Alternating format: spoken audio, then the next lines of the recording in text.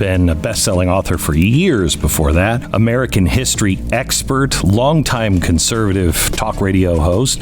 In a way, when you get to know his history, he's like an intellectual Forrest Gump. And I mean it this way. His life seems to intersect with major political and entertainment figures throughout the decades. I mean, he worked for the Robert Kennedy campaign, and he was at the hotel that night that Robert Kennedy was assassinated in 1968. His study partner at Yale was Hillary Clinton. He hung out with Barbara Streisand. That's kind of the turning point for him, where he started to go, maybe I'm a conservative. He became friends with Dick Cheney during the Ford administration. He co-hosted the PBS movie review show, was started by Siskel and Ebert. As a young man, Democratic Party loyalty. He was a pretty hardcore Democrat. And if he had continued along that track, he probably would have been a big star on the left. But he had a 6-week experience that'll let him tell you about that put him on a very different political path, one that he never thought capable of traveling. And that eventually led him to the world of talk radio, where in the last 23 years, his show has consistently been one of the most listened to programs in the nation. He is a sharp cultural critic who is not afraid to take his own side when necessary. He'll take it on, and he has. And it's made him unpopular at times and very popular other times, but he lets the chips fall where they may. The left has never really learned this over the last few years, but if you get into an argument with this guy, you're probably going to lose. But he is decent and civil all the way along. He's written or co-written 14 books, many of them bestsellers. His latest is God's Hand on America. It's the kind of subject matter that makes everybody on the left squirm. But remember, he's Yale trained, so he's got the credentials to back it up and the history to back it up. It traces some of the most remarkable coincidence and astounding events of American history that are hard to explain if it wasn't for divine providence. He is one who still believes in America, our Constitution, and our future. Michael Medved. He's just kind of old-fashioned that way.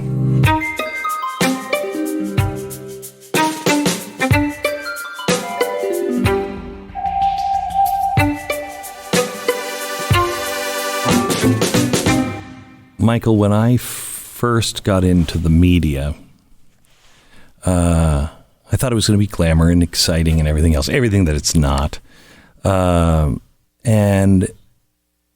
the one thing I hung on to was that there were really good, decent people. No, you are truly, I can count them on one hand, one of the real decent members of the media. Thank you. And you have tried really hard over the years, and you have come from a surprising place. I mean, I don't know if most people know this, but 16 years old, you're at Yale University. I went to Yale at 30 and barely made it. So you're obviously very, very bright. Then you go to California and you try your hand at screenwriting. Actually, I did politics first. Oh, did you? Yeah, which is more embarrassing because at the time, when I was at Yale, my junior year, I took a leave of absence second semester of my junior year to work for Robert Kennedy. And, that's right. And you were there I was there when the ambassador was shot. Yeah, I write about that. Can you talk about it a bit? Sure. I was 19 years old, and I was very, very taken when Kennedy came in, because I still admired RFK, and when he jumped into the race, and it was the New Hampshire primary, where Eugene McCarthy didn't win the New Hampshire primary, but someone challenging Lyndon Johnson, who I had come to believe, and I still believe, was a terribly corrupt, horrible man, destructive president, and who had lied and lied and lied about the war and everything else. In any event, Eugene McCarthy got 42% in the New Hampshire primary, and RFK came into the race. President's brother of the martyred president. I was so excited by it. Also, to tell the truth, my girlfriend was in California. and so I came out and worked on the campaign because the California primary was going to be decisive. And it was incredibly exciting, and you felt like you were part of history. And there was a great sense that he would be president because it was going to be another Kennedy-Nixon race because Nixon was going to be the Republican nominee. And I think he would have won. Oh, I think so. And by the way, of all those brothers and all those children, yeah, and partially because he was the one who was sincerely religious. But that's another story. What happened was, went to the victory celebration, worked all day, actually trying to get voters to the polls and organizing the polling operation. And Kennedy won that primary against Eugene McCarthy, and he won it fairly narrowly. I think it was 4.5 points. But we were all celebrating, and then he came and gave his speech. And, I remember everything about it. Because the thing was, I was like 2 rows back from the podium when he's giving this speech in the Ambassador Ballroom at the Ambassador Hotel, which was one of these creepy old Hollywood places. It was already seedy. It's since been torn down. Yeah. You know what they have there now where they tore the Ambassador down? Robert F. Kennedy High School. Wow. Yeah.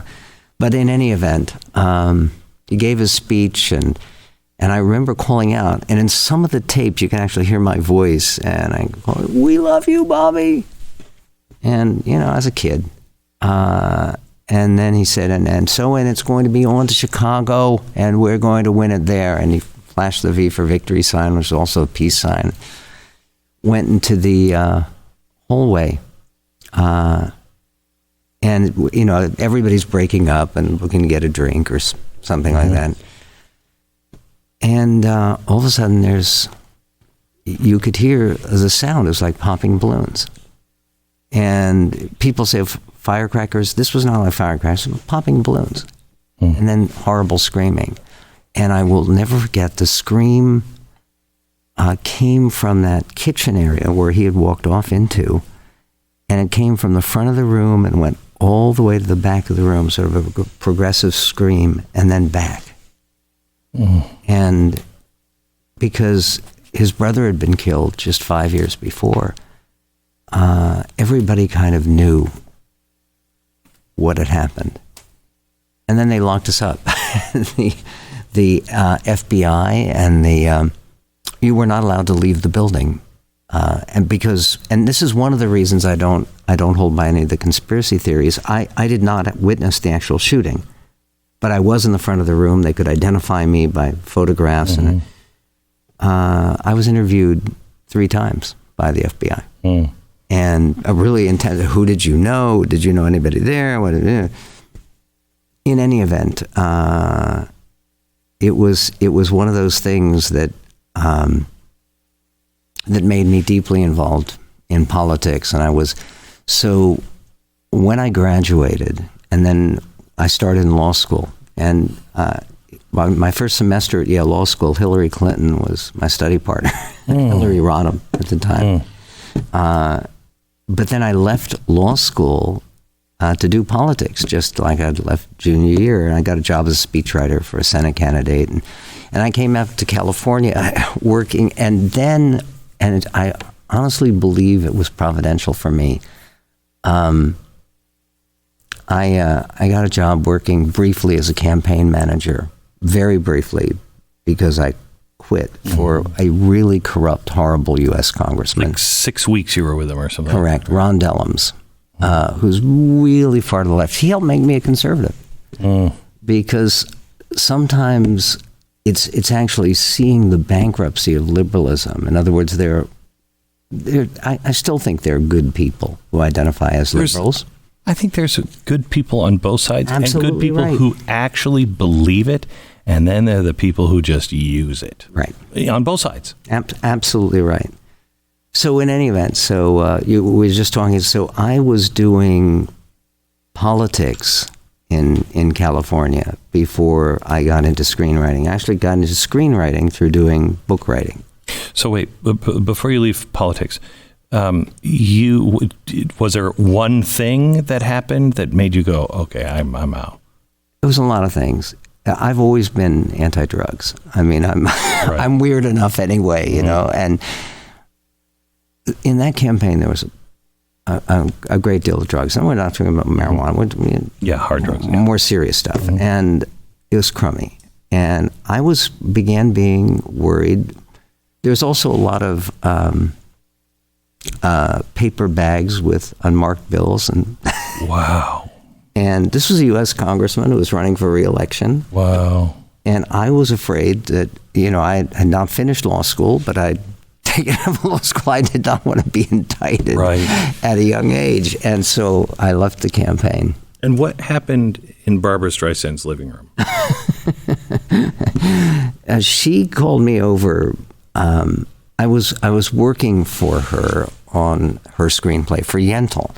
Wow. And I had become religious and conservative already at this point. And I had a book called The Shadow Presidents, which was about the chiefs of staff, the chief aides to all the presidents of the United States, since that institution was authorized by Congress, which was 1857 under President Buchanan. But in any event, Barbara was interested because I was working on the screenplay with her, and I'd given her a copy of my book, which had just come out recently, and she called me over to talk about the book, and like everyone was shocked, and she had a number of fairly famous people there, and they were interrogating me because I had done this stuff on the White House, and I was saying good things about President Ford, and who had just left office. And you were letting the chips fall where they may. Correct. And I was saying good things about President Eisenhower, who I think was a great president.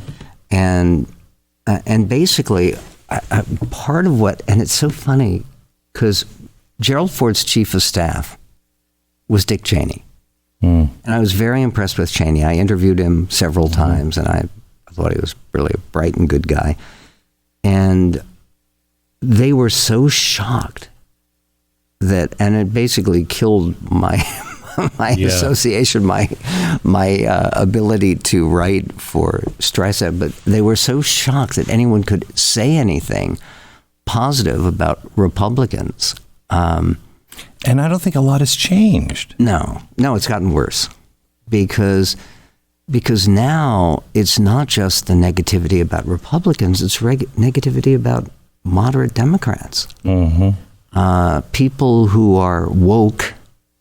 I mean, it's a craziness. I'll tell you an example of it. There's a piece in USA Today by this woman complaining about the way that Trump handled the killing of Soleimani, which I think was emphatically a good thing for the world that this guy was taken out. And she said, look at all the pictures. It's all white males who are advising him. Why can't there be some generals who are people of color and women? And okay, we're talking about national security here, right? I don't want to balance. I want the best person. Exactly. Yeah. And that's the point. I made the point that if you look at that picture of Barack Obama, the best night of his presidency when he killed Osama bin Laden. No, hardest night in 400 years. As Joe Biden said, it was the hardest decision in 400 years. Right. It was a good night for President Obama. But they have a picture of him in the Situation Room in the White House, and there's one person of color who was president of the United States, and one woman who was Secretary of State. All the rest are white males. Okay? But I guess that's okay because it's Barack Obama. But this whole idea of trying to judge people by the color of their skin rather than the content of their character. Opposite. Right. It's the exact opposite. And the left, you say woke. I think sometimes what the left says is the opposite of what the word means. You know what I mean? Political correctness is for some reason not scary to everybody. Those two words. That should scare the heck out of you. Politically correct. Not correct. Right. Politically correct. And you just said woke. And to me, the left has gone dead asleep. Because at one point, they still were the people that were apparently fighting for the little guy. They were the ones who would stand up for the racial injustice. It's not, none of that, I don't think, is happening now. The one thing that has changed, it seems to me, is if you go back and you look at the American left, there was patriotism there once upon a time. Mm-hmm. Once upon a time. Robert Kennedy, the Kennedys wouldn't be allowed in the Democratic Party. Not a chance. You're absolutely right. I mean, Scoop Jackson, who was the last Democrat I ever worked for, was a real patriot. Mm-hmm. People who loved America, understood America was no accident. The reason I write about the Kennedy assassination in God's Hand on America is because I remember right after the assassination, I was addicted to watching the funerals and everything. The novelist John Updike said, with the killing of Bobby Kennedy, God has now withdrawn his special blessing on America. And I remember at the time being so chilled by that, mm-hmm. and at the same time enlightened by it. Because what it showed is that even this very liberal, Harvard-educated novelist understood there was a special blessing on America. John Kennedy understood that. Franklin Roosevelt understood that. Harry Truman lived that. Lived it. And again, it is only today that the left has abandoned the idea that America has not special privileges mm-hmm. because we have been selected by Providence, but special obligations. And that's the whole idea of the chosen people notion in the Bible, is it's not chosen for special benefits, for more rights or privileges than anybody else. It's special responsibilities. And that's something that Americans have understood from the time of our founding, from long before independence. It's something that Jonathan Edwards talked mm-hmm. about. By the way, do you know who Jonathan Edwards' grandson was? Most famous grandson? Aaron Burr. Which just shows you, there's one guy who's incredibly virtuous, this great preacher who helped to awaken American religiosity in the 1740s, which led to the Revolution. And then he has a grandson. Well, people have seen the musical Hamilton. They know it doesn't work out so well for Burr. Yeah, and it's not surprising. It's one of the problems we have now, where people have worked so hard and we've come so far. I mean, 2005, 2000, I really thought we were making tremendous progress on race. I'm from the Pacific Northwest, so you know what that's like. We didn't have those kinds of problems ever. We weren't a state. We did against the Chinese. Yes. Yeah, correct. There was actually lynching of Chinese immigrants. Correct. Seattle was a really dicey place. Really dicey place in 1800. Yeah, it is. The homeless. It is. But we didn't have the black-white issues. So I never saw it that way because I wasn't raised in that kind of situation. But I saw it elsewhere. I saw it in the rest of the country. And I really thought, wow, there's some bad places still. But on the whole, we've really come a long way. But I think we've gone back so far because the left has dismantled Martin Luther King. Right. And they have taken away from his memory. That's the last major chapter in my book, is Dr. King. And it's Providence and the Prophet. And again, it is impossible to read about his life or to read his speeches or to read his letters without recognizing that he was accurate in seeing God's working in his life, that God had a purpose for him. There was an attempted killing of Dr. King, where he got, it was actually a letter opener in the shape of a samurai sword. I didn't even know this until I read your book. I had no idea. That this crazy woman plunged into his chest. And he was talking about it. It was 10 years before he died. The night before he died, in April of 1968, he's giving his final speech where he says, I have been to the mountaintop and I have seen the promised land. I may not get there with you. And next day he's killed.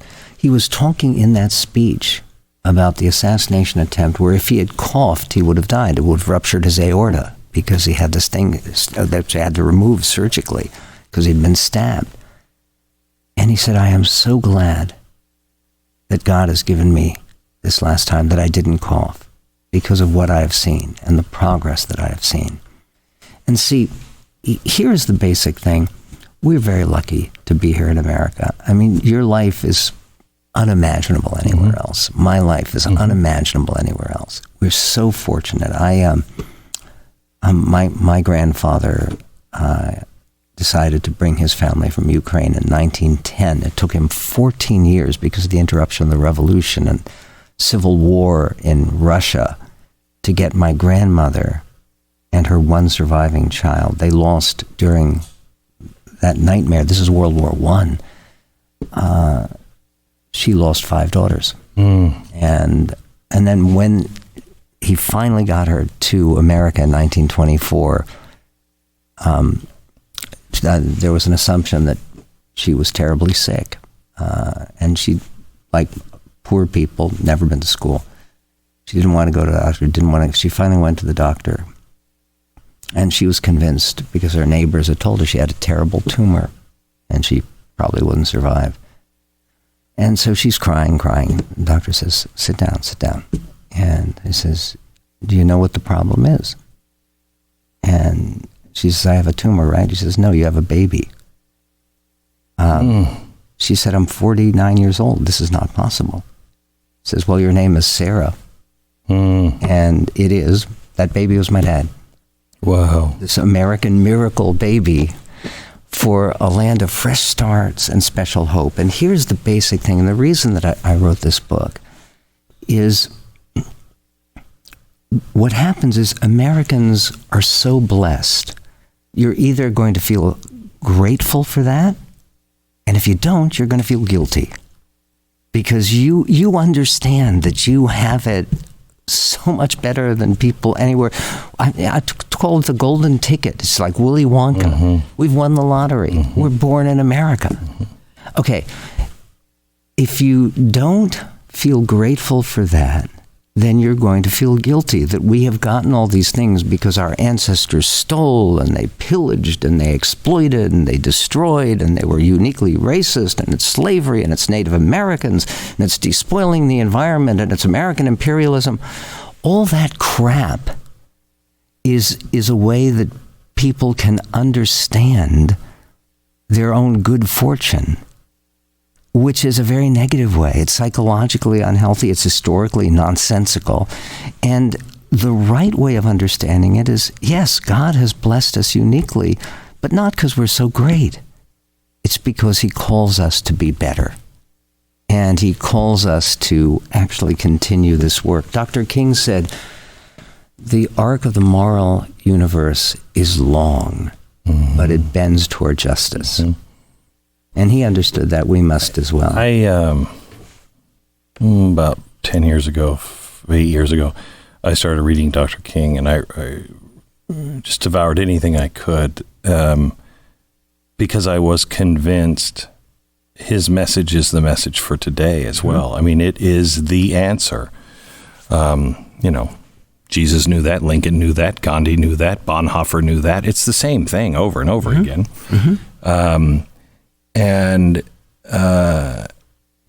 But even if you tell religious people, love, peace, don't be angry, let it go,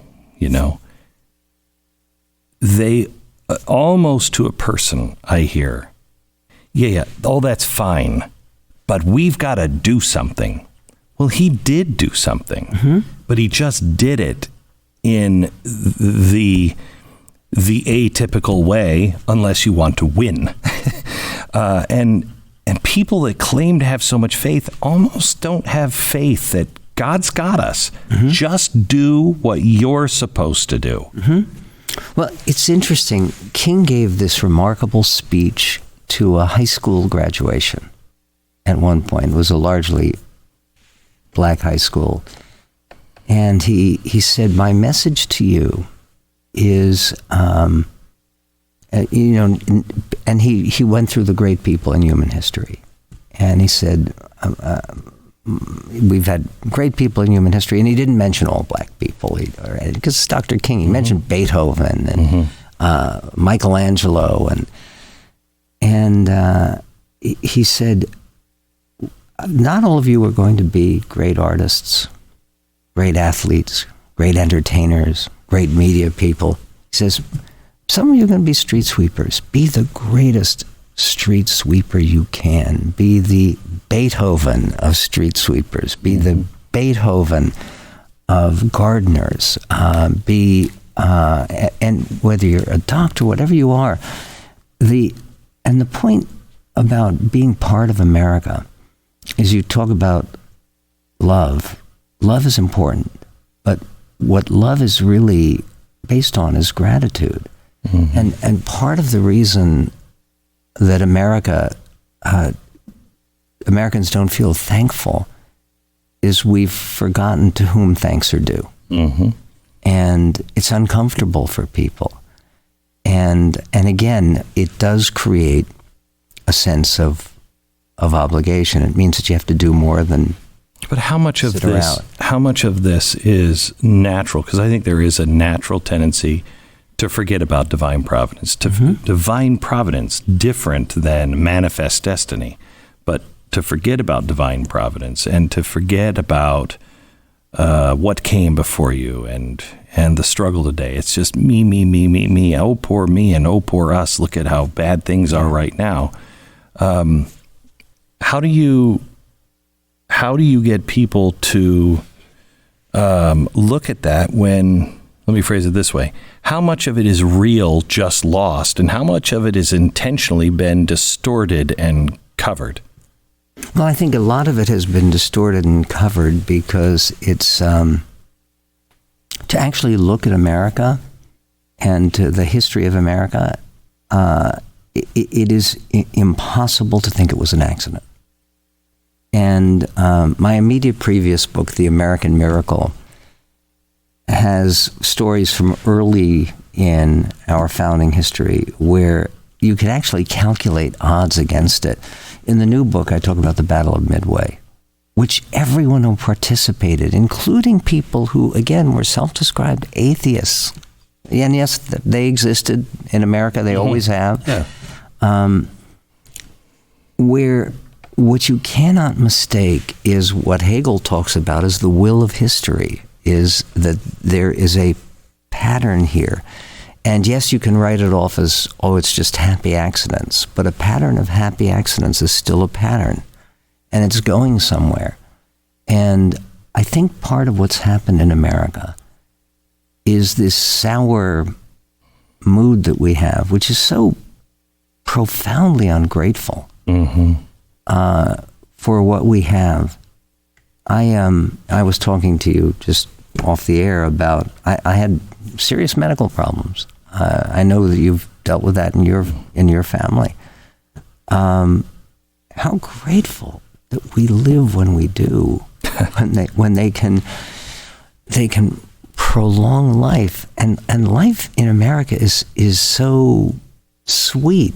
And one of the things that I despise about the left at the moment is people will say, oh, yes, you say, do I love America? I love America for what it could be, for what it might be someday.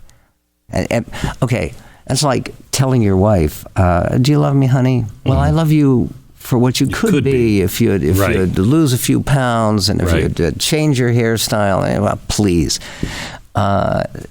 That's a way to head toward a divorce. And the point is that I love America for its craziness, for its incredible variety. There's the Shakespearean line about Cleopatra, neither time can wither nor custom stale, her infinite variety. America is a land of infinite variety, but it is also the kingdom of kindness. And there's a very great rabbi, the greatest rabbi of the last generation, the Lubavitcher Rebbe, who said that he used the term Malchus Shel Chesed, a kingdom of kindness. That's what America is. And what I would do to call people back to some recognition of it, other than reading my book, is to recognize the history of your own family. Because when I look at the history of my family on my mom's side, my dad's side, my wife's family, every American family, look where they were. Look where we are. This is not a downward progress. It is a lie that America is in an irreversible moral decline. There's another poem by Langston Hughes, great black poet, Let America Be America Again. And what that requires most of all is an appreciation for what we have been and what we are.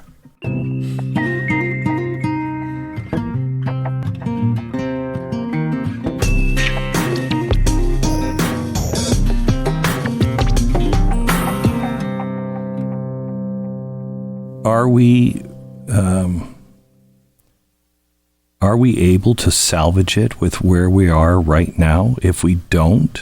Sure, and let me give you examples.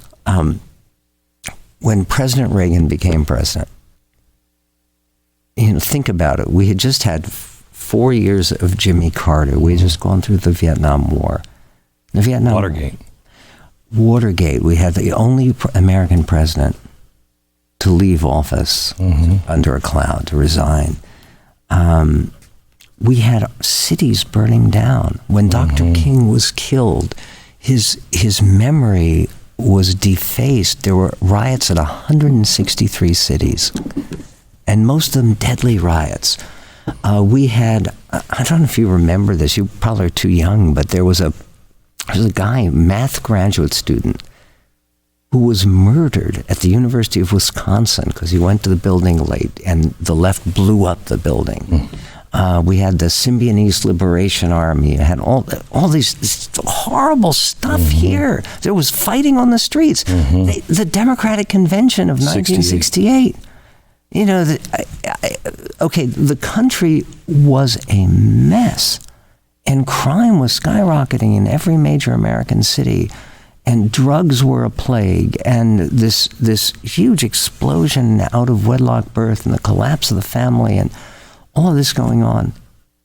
It really did kind of turn around. And most of that stuff turned around. You know that actually, and there's pretty good evidence of this, when we have this terrible problem with opioids right now, which we have to get a handle on.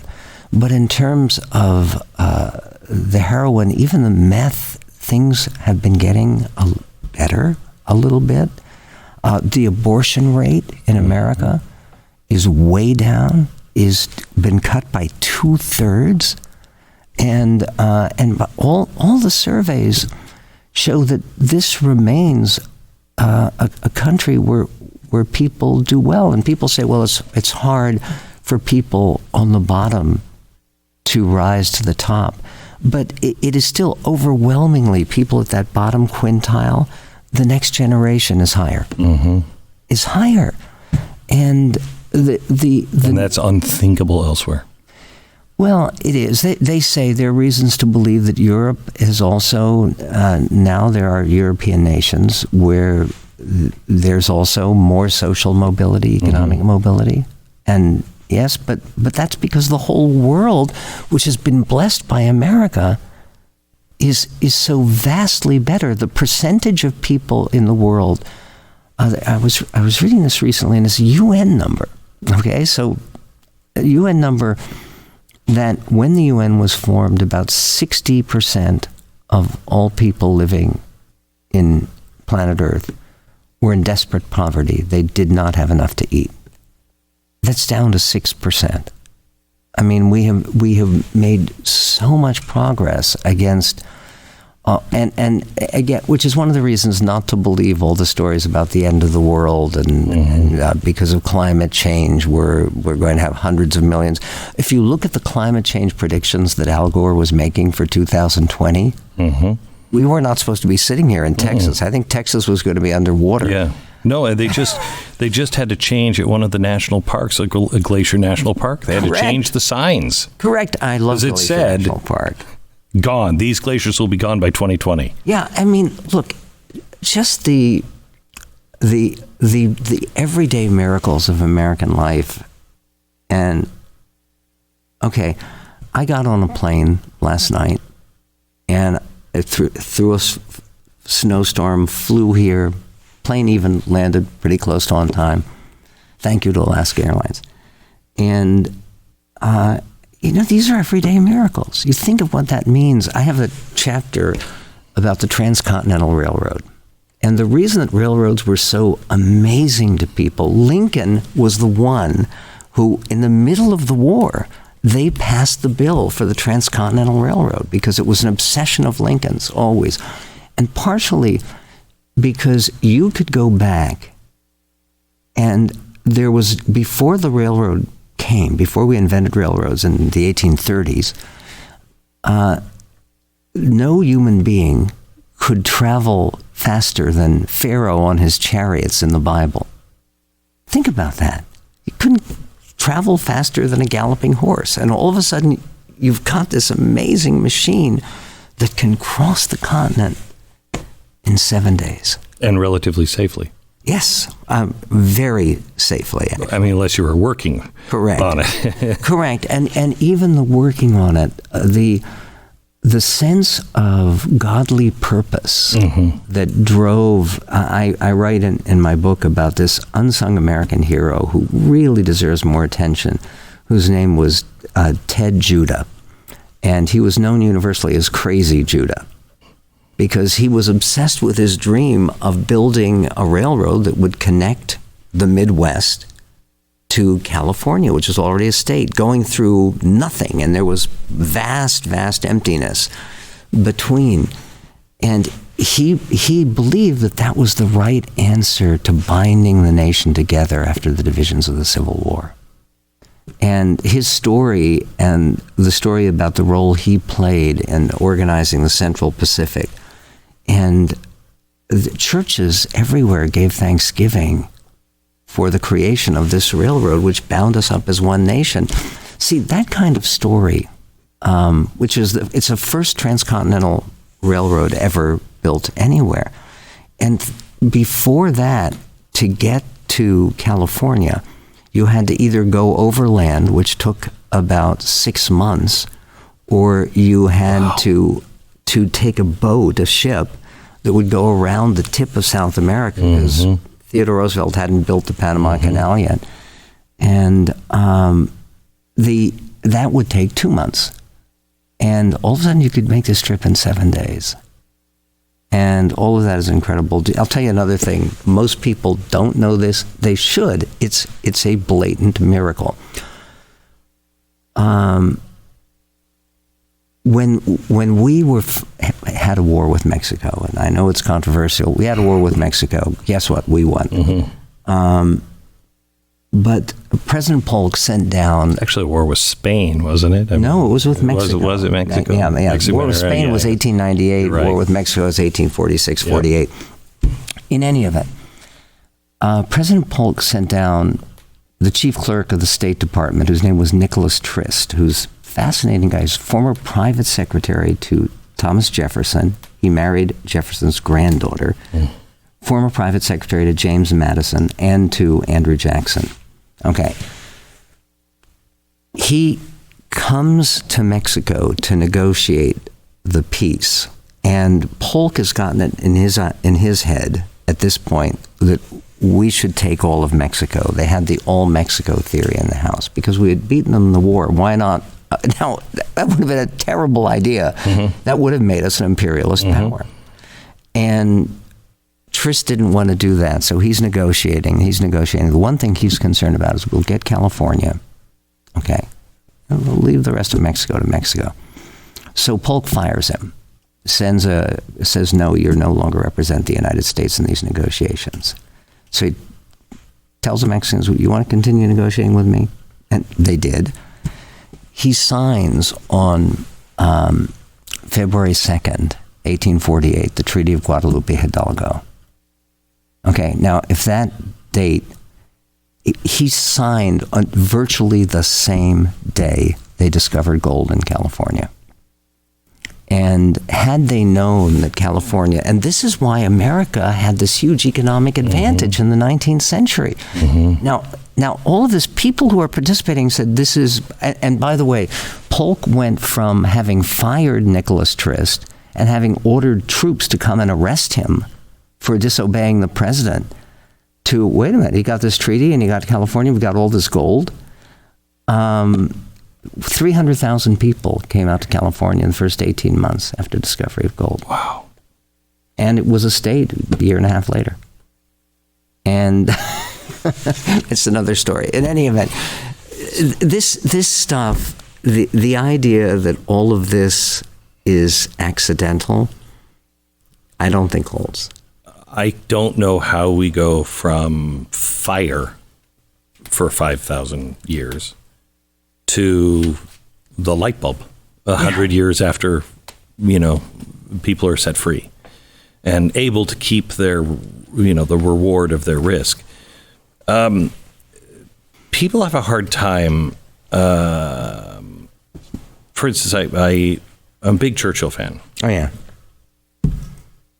But if you read about Churchill from the Indian perspective, the guy's a monster. And when I first started looking into it, I thought, okay, so how do I put these two guys together? And then I just realized it's pretty easy. He sees one part that he's not really there and been raised to believe this. He sees that this way, this another way. And by the end of his life, he's like, I really made some mistakes. He didn't completely renounce all the stuff that he said in India, but he was moving in the right direction. And I'm comfortable with that. I'm comfortable with guy being wrong and really bad over here and really right over here. Right. Same guy. We can't give that to ourselves. We can't give that to our country, it seems. And we have to. Absolutely have to. Because it's not that America doesn't lose. We lose, we have setbacks. But the pattern... And we make mistakes. Absolutely, but the pattern is upward and for the enormous benefit of the world. There's a recently retired historian at University of Pennsylvania, Walter McDougall, who writes, I think, very provocative question. If you look at history, what is the biggest event of the last 500 years? It's a long time. He says, without question, it's the rise of the United States of America. Because it's changed everything, all around the world. I think the biggest, actually, if you had to tie to event, what event would it be? Again, he talks about the rise of America. Okay, but that's not an event. That's a, okay. Yeah, an event, a development, if you will. He uses the term event. Because I think that starts with the greatest mission statement of any person, country, or business ever. The Declaration. Declaration. Of course. It's like when people say, America, blah, blah, blah, even Martin Luther King talked about America, live up to your promise, live up to your vow here. We so, dismiss this mission statement. You want to get rid of America? Great. Do you have a better mission statement? There's also the fact that, and again, this is one of those unbelievable accidents. Most important event of 1787 is Constitution of the United States, Constitutional Convention. Before the Constitutional Convention gets together in August, September of 1787, something else happens. Under the Articles of Confederation, Northwest Ordinance. Now, the Northwest Ordinance forever bans slavery. And what's amazing is this country, with people want to talk about America's guilt for slavery, and of course we bear some guilt for slavery. But one of the things that's very important to understand is that slavery was universal at a time when they organized in the 1680s the first anti-slavery society in Philadelphia. And what was not universal was the move by Christians, particularly in Britain, and then later in the United States, to dismantle the evil of slavery. And when you talk about mission statement, in the Constitution, at the Constitutional Convention, despite the fact that some of the delegates were slaveholders, not a majority, but some, one of the slaveholders, George Mason, wanted to abolish slavery in the Constitution. But in any event, they built into the Constitution the ability to ban the slave trade in 1808, 20 years later, which they did. Which you would think progressives would understand. Yeah. That's the progressive. You can't get it done, so let's put in one piece to take that first step. Correct. And again, Lincoln used the term putting slavery on the path to its ultimate extirpation, to get rid of this evil crime against humanity. So I bought an 1830 engraving of the first draft of the Declaration of Independence. Have you ever read it? Yeah. It's before, by the way, it's one of the very few things that's ever been improved by committee. Yeah. But it's because who was on the committee? Yeah. John Adams, Benjamin Franklin. Exactly right. Roger Sherman, Robert. But in there, even his handwriting changes. Jefferson's handwriting changes. This so-called Christian king is now, it goes to people on the other side of the world who've never offended him, and he enslaves them and then puts them on a ship. If they survive that, he then sells, capital letters, men, on the open market. Men. All men are, he knew. Right. They just couldn't get it done. And I don't know how we can't. It was a unanimous document. It had to be. That was agreed on beforehand. What is it? 2 states said no to it. Well, how can we not give ourselves the break? Because how are we going to be judged? Are we perfect now? Yeah, and again, and you think about the war between the states and what that meant. And the Battle Hymn of the Republic, and that was the title Julia Ward Howe gave to it, the Battle Hymn of the Republic. The last verse of the Battle Hymn of the Republic, the ACLU hates it. It says, in the beauty of the lilies, Christ was born across the sea, with a glory in his bosom that transfigures you and me. As he died to make men holy, let us die to make men free. And 330,000 Union troops did. I was in Richmond, Virginia. This is 2002, maybe. And holding a big event. There were about 30,000 people there. And I said, so on the program, I've invited this black gospel choir, and they're going to do the battle hymn. And everybody in the room went, "This is Richmond. You can't do that." And I said, "This is America. Yes, we can." And they gave me all these dire predictions on what was going to happen. Everybody loved it. Of course. People were crying. They're not who people say they are. Correct, because we are the kingdom of kindness. One of the stories that obsesses me, and also because there's a family connection, is the story of the end of life for Franklin Roosevelt and how close America came to having basically a communist agent as president of the United States. Because the sitting vice president in 1944, Roosevelt is running for a 4th term. He's terribly sick. And people who were close to him, he didn't know it, but people who were close to him knew he could never live through his fourth term. And his vice president, Henry Wallace, has a big man crush on Stalin, is a very clear leftist who has a background of guru worship. One of the things in my book is I quote from some of the guru letters that he sent to his guru, who was a nutty Russian named Nicholas Roerich. And this is all exceedingly weird. There's a group of people who are all Democratic officials at the time. They all happen to be religious Catholics who get together, and they formed what they called the Conspiracy of the Pure of Heart. They were led by a guy named Bob Hannigan, who was a former baseball star for University of St. Louis. And their determination is somehow to prevent Vice President Wallace from being renominated, because they knew. And they had the idea, because Bob Hannigan was from Missouri, he knew the senator from Missouri, Harry Truman.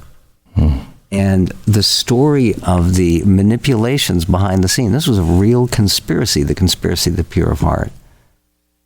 But it succeeded in giving us a pretty remarkable president, President Truman, and sparing us from Henry Wallace. And what's fascinating about this, and I didn't know this when I started doing the research for the book, as he approached the end of his life, Wallace realized that they had done the right thing.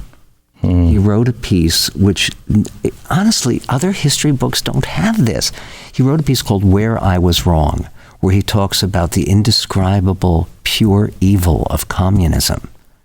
And this is a guy who, at one point in 1948, he ran for president against Truman, an independent party, totally funded by communists and creeping with communists. In any event, like some people, he came to see how wrong this was, how fortunate, what a close call America had. And the story is they were about to renominate Wallace for vice president by acclamation.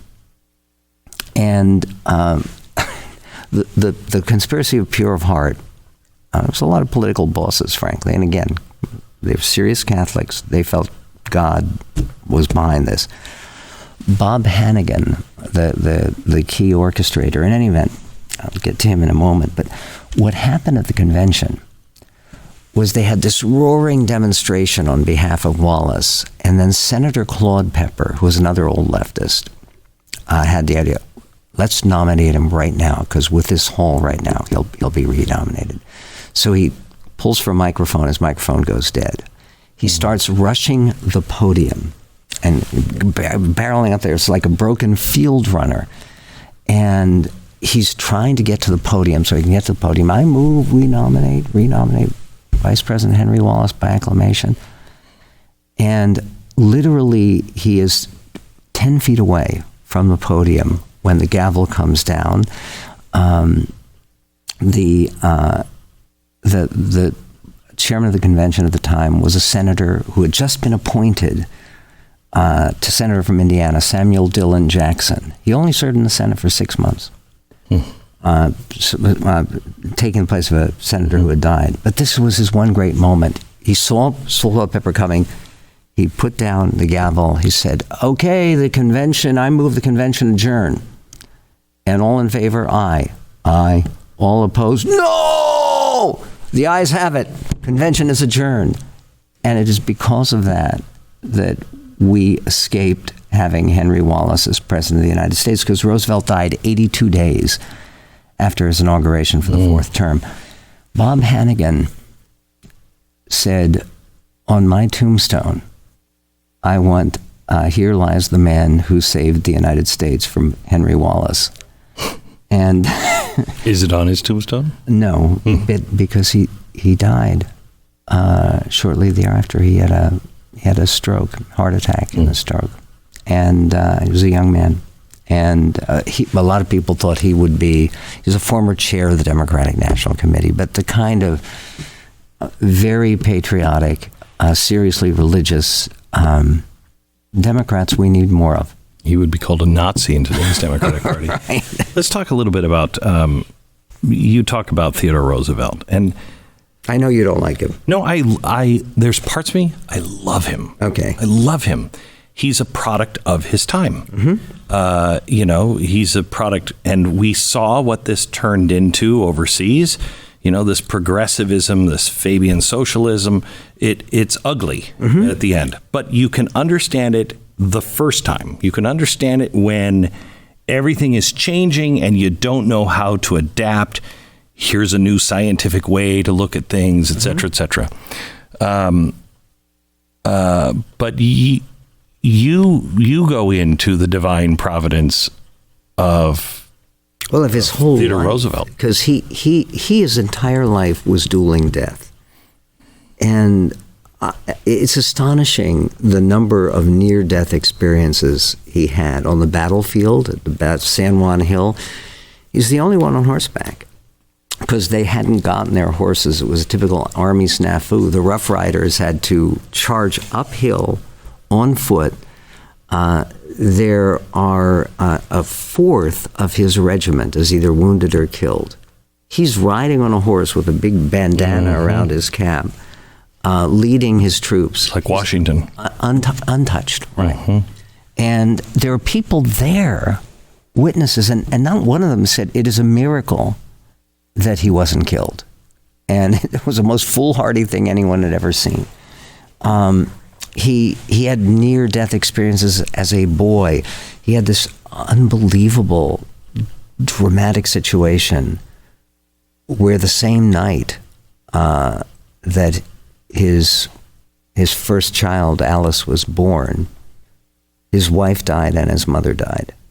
And he was crushed, and that sent him out to the West to rediscover himself. And he also, a lot of people don't know this, he made his living, he lost all his money on these ranches. He had some inheritance from his dad, but he lost it all on these ranches, and he made his living from that time forward as a writer. He wrote 34 books, and some of them are pretty darn good history books. The Naval War of 1812, still in print. He has a great biography of Thomas Hart Benton. In any event, what I talk about is this moment in 1912. He's running for president as a progressive. And he's chugging into Milwaukee. And there's 10,000 people, literally, at the Civic Stadium who are going to hear TR speak. His voice is shot, things like, okay, he's coming out, he's about to go to the speech after a dinner. And from 10 feet away, he's shot. Takes a bullet in the chest. He crumbles. Blood is oozing out. They say, we have to go to a hospital, Colonel Roosevelt. He says, no, I'm going to deliver this speech. And he delivers the speech. The first line, he says, you may not know this, but I have been shot. But it takes more than a single shot to kill a bull moose. And he spoke for more than an hour. And again, part of what is remarkable, and he always considered remarkable, was in his coat pocket, he had, it was a 50-page speech. He had folded it over twice, stuck it in his pocket, and he had his glasses case. That slowed the bullet. And had it not, he certainly would not have lived, because it was right near his heart. It's like Reagan. It was very close to his heart. So the question is, he was spared. This is 1912. He died 7 years later. What is it that he did in that 7 years? He was the leading light for American preparedness. At the time that he began beating this drum for American preparedness, at the beginning of the Great War, said, we are going to end up getting into this war. Like it or not, it's going to happen. And he clearly was our army was the same size as Portugal at the beginning of the war. And Roosevelt, who was a very religious guy, always went to church and liked to walk to church. And there are stories of him walking to church when he was president, with the Secret Service huffing and puffing to keep alongside him because he was a believer in the strenuous life. And he spoke to a minister right before he died, and he died very suddenly. And he said, this is what I was kept alive for.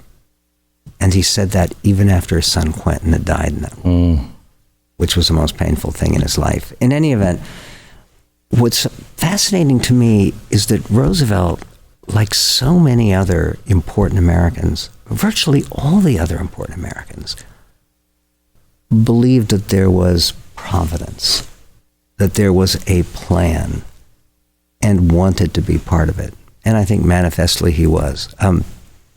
We don't have the Panama Canal without Theodore Roosevelt.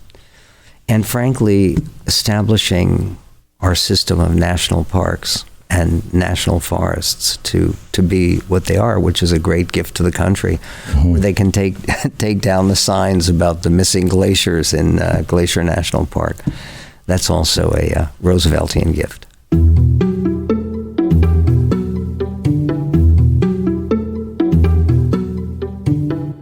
So let's talk about future history.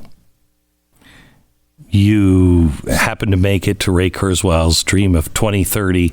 You're now, I don't know, downloaded, and so Michael Medved lives on. It's 100 years from now. What's being written about these days about America right now? Well, for one thing, I think that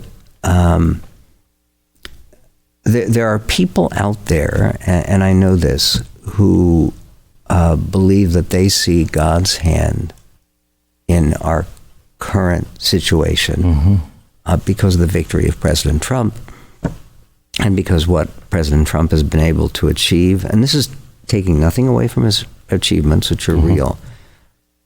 But I think one of the problems that we have is putting too much importance in a single individual. Now, sometimes those individuals can be, Reagan changed everything. Pope John Paul II changed everything. Is it possible Trump will be remembered like that? I think it's possible. Is it possible that he'll be remembered in very different terms? I think that's possible. The point being that I go back to a biblical passage. It's in Book of Exodus. It's 33, chapter 33. I think 23. I'm almost sure. Okay. Moses, clearly a man of God, a servant of God, as he's described, wants to see God's face. And God says, no man shall see my face and live. And he says, however, so he places him in a cleft of the rock and says God passes by and Moses could see his back. What the heck does that mean? Does God have a physical back? One of the ways it's understood in Jewish tradition is that it means that you can't see history head on. You can't see it when it's happening. You can see God's back. You can see it as it passes. It's like that Bismarck passage, listen to God's footsteps in history and then grab his coattails and hang on. So I have no idea. Anyone who says they know what God has in mind or what American destiny requires for the election of November 2020 is puffing something that's legal in Washington State and Colorado. But because we don't know. We don't know. In other words, when you look at things, and I'll give you, there's so many examples, but one that immediately comes to mind, something we were talking about. Harry Truman never went to college. You know, he was a failed businessman. He had a haberdashery store. It never worked. He was a small-time machine politician from Missouri, but Bob Hannigan and a number of others saw something in him that was godly, that was firm, that was smart, that was dedicated.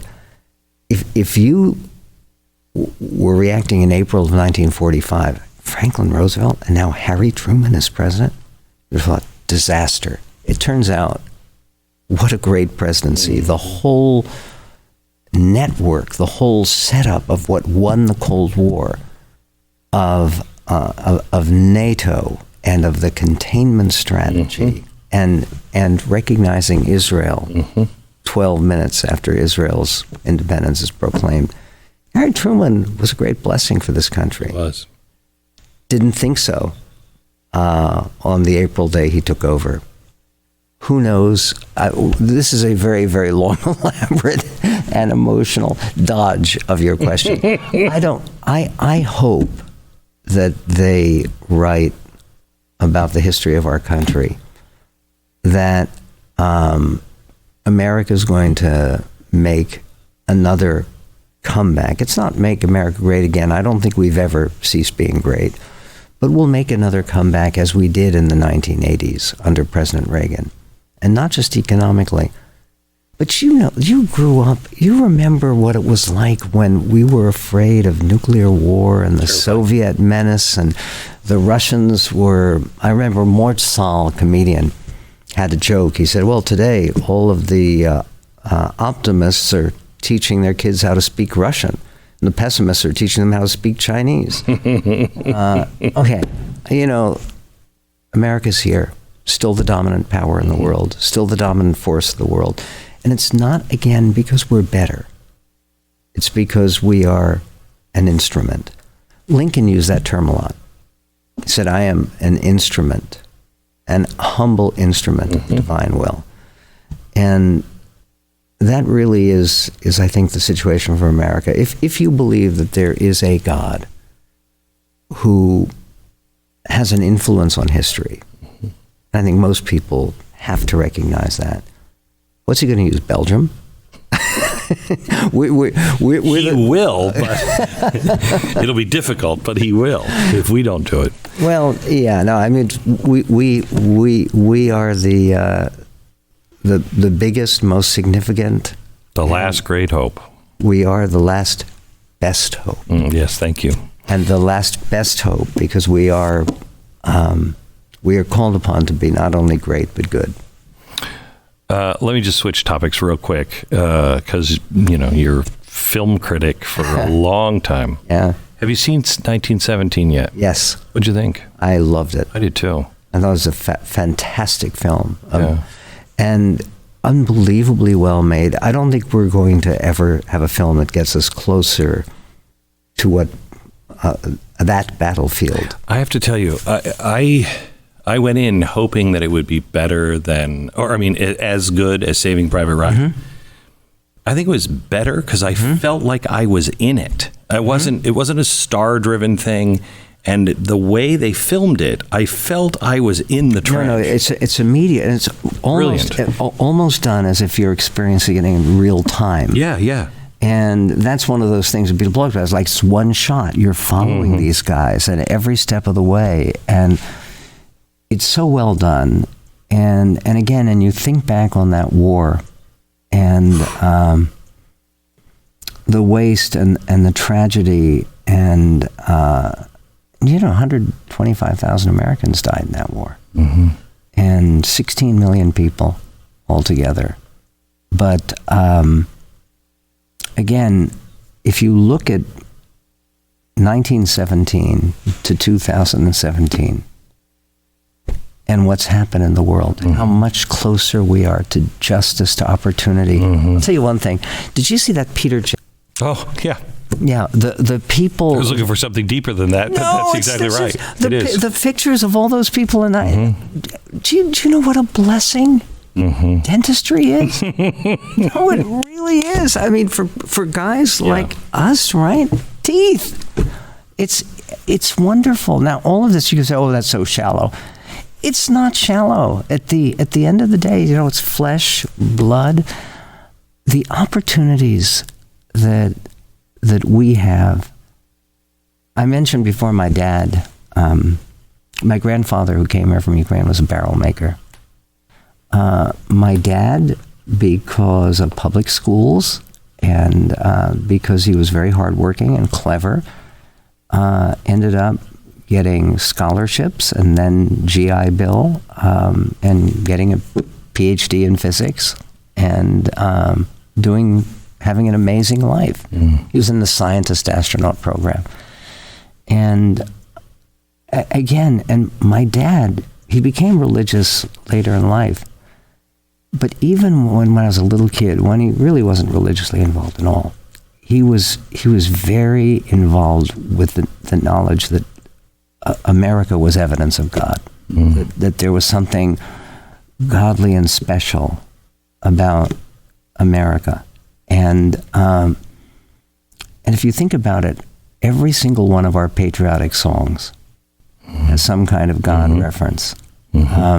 The last verse of the Star Spangled Banner. I love it. We should sing that one. Yeah. No, all the time. I mean, this is one of those things that people can recapture. This be our motto, and God is our trust. That's where it comes from. It's from the Star Spangled Banner.